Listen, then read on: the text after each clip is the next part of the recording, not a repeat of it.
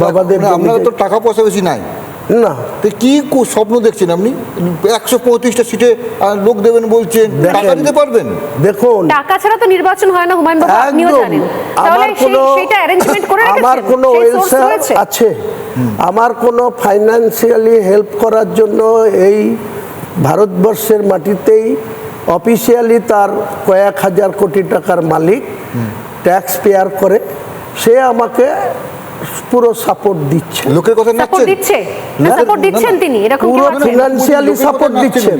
না না, কেউ ওনাকে সাপোর্ট দিচ্ছেন উনি বলছেন। নিশ্চয়ই। আমাদের লোকের কথা নাচছেন। তার অফিস, লোকের কথাই কেন নাচতে যাব?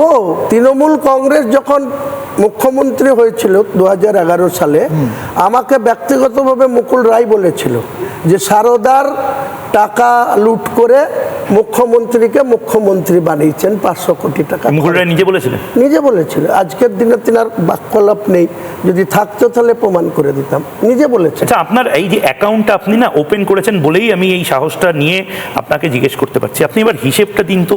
আপনি বলছেন মানে মোটামুটি ক্যাশ বাক্স যা খুলেছেন তাতে 3-4 কোটি টাকা বেরিয়েছে। না, কত?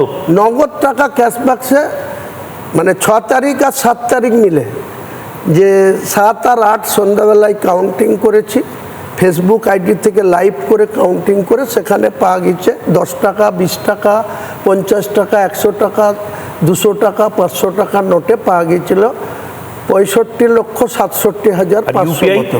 তারপরে আরো দুদিনে হয়েছে, সেটা কাউন্ট করা হয়নি, আছে সিল করা আছে। নগদ টাকা আরো বাড়ছে, নগদ টাকা আরো বাড়ছে।